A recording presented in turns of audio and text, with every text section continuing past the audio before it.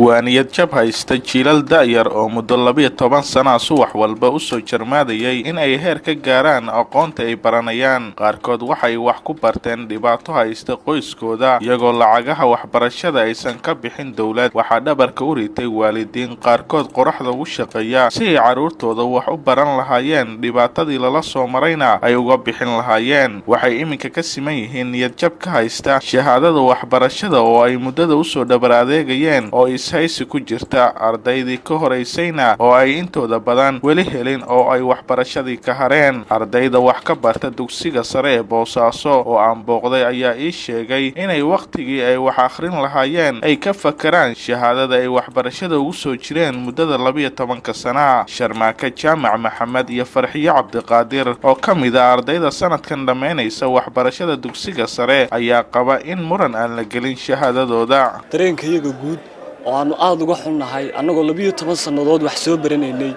aanan xaq u helin waxbarasho free ah oo wasiiraan waxbarasho naga bixin, madaxweyne naga bixin.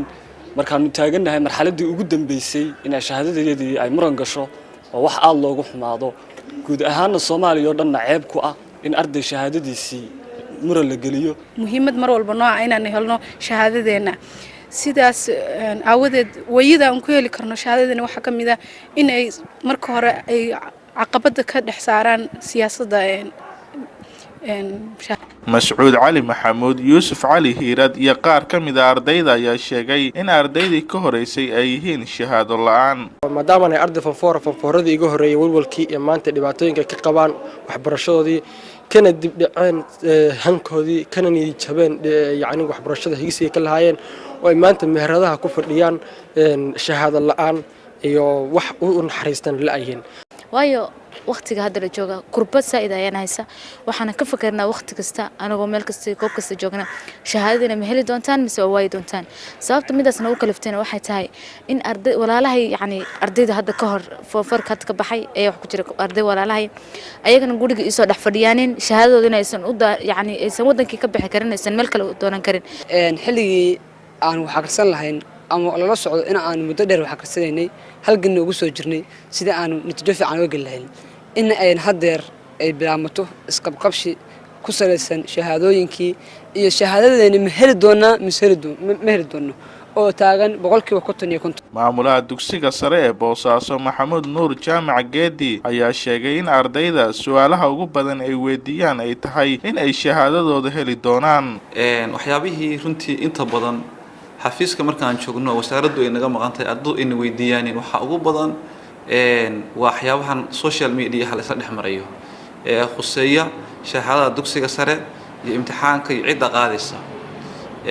su'aalaha ugu badan oo la weydiiyo waxa kamid ah macallin shahaado ma helaya, imtixaanka yaa qaadaya.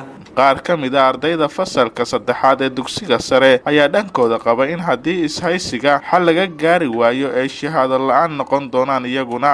waxyaalaha aan wax ku soo baranay waa silic iyo rafaad. hooyada maamada gadda, maamada maxaan ku yiraahdaa yaanyada gadda, maamada caanaha gadda, maamada shukulaatada iyo nacnac meelaha ku iibisa baanaka waxbarashada naga bixisa. maanta taa noocaas waxbarashada noogu soo bixinaysay oo silica iyo rafaadka nagula soo korinaysay haddii maanta anagu saa wax ku soo baranay oo dawlad la'aan wax ku soo baranay oo silic iyo rafaad wax ku soo baranay haddii maanta haddana siyaasad la geliyo taas waa mustaqbal xumo. waxaan ahay ardayga fasalka saddexaad waxaan dhigtaa iskoolka sare ee Boosaaso Public Secondary School. waxaan rabaa barta inaan waan kala socodsiyo wax alla wixii madax noo sheegay soo leeyahay madax Soomaaliyeed baan ahay ama Puntland ha ahaato Soomaaliya anigu Soomaali baan nahay. Puntland iyo Soomaaliya waa wada Soomaali baa la wadayahay waan la wada joogaa kulligeen.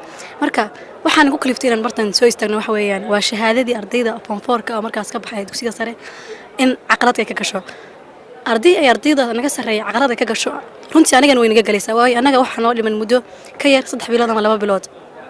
marka haddii iyaga qalad ka gasho waxa ay cadaadaysaa haddii iyagu waayeen inaan anaguna waayi doono waayo haddaan anigu waayo iyagana haddii iyagu waayeen anigu waan waaye.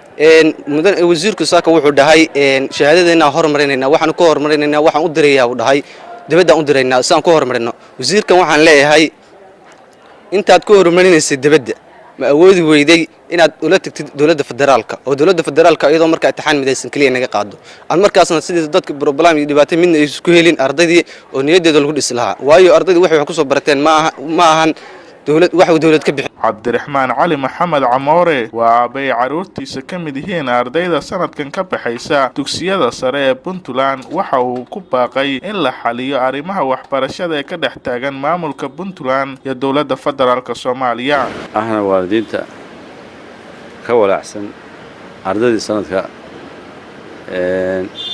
shahaadada weydii 2019 إلى 2020 ومستقبل الآن إيوه 18-19 ومستقبل الآن وحن كول عسلنا هاي لبعثة جرته gudoomiyaha ardayda dugsiga sare ee Boosaaso Maxamed Cismaan Yuusuf waxa uu qabaa in imtixaan walba ay u fariisan karaan ardayda wax ka barta gudaha Puntland. wasiirku wuxuu ka dhawaajiyay in aan isku syllabus ahayn dabcan waxa la dhigaya markaa wax isku mid ah haddii uu ka cabsi qabo markaa ardayda Puntland inaysan gali karin imtixaanka anigoo ku hadlaya magaca ardayda waxaan nahay arday isku kalsoon waxaan awood u leenahay imtixaan walba la qaado marka inaan ka soo muuqan karno ayna ka soo bixi karno haddii markaas ay jirin siyaasad aan lagu lafaaqaynin xagga waxbarashada. Maxamuud Nuur Jaamac Geedi maamulaha dugsiga sare ee Boosaaso waxa uu xusay in ay jiraan arday sanadkii hore dhameeyay iskuulka oo wali aan helin shahaadadii. way jiraan arday sanadkii hore ka baxay dugsiga oo aan wali shahaado helin sababtuna ay tahay khilaafka u dhaxeeya wasaaradda waxbarashada Puntland iyo wasaaradda waxbarashada federaalka runtiina dadka ardadaas markay noo yimaadaan waa la talinaa. waxaa xusid mudan in imtixaanka ay qaado wasaaradda waxbarashada Soomaaliya ay u fariistaan arday ku sugan Jubbaland, Koonfur Galbeed, Galmudug iyo caasimadda dalka. waxa kaliya oo imtixaankaas u fariisan oo si iskooda isaga madax banaaneeyay waa Puntland iyo Somaliland. haddaba su'aalaha jawaabida u baahan ayaa ah yaa mas'uul ka noqon doona mustaqbalka ardaydan Soomaaliyeed. Puntland ma u tanaasuli doontaa mustaqbalka jiilalka soo kacaya iyo shahaadada Puntland ma noqonaysaa mid rajo gelisa ardayda mustaqbalka sugaya? waa su'aalaha u badan ay inta badan isweydiinayaan waalidiinta Soomaaliyeed. Xamse Cabdirashiid, SBC, Boosaaso.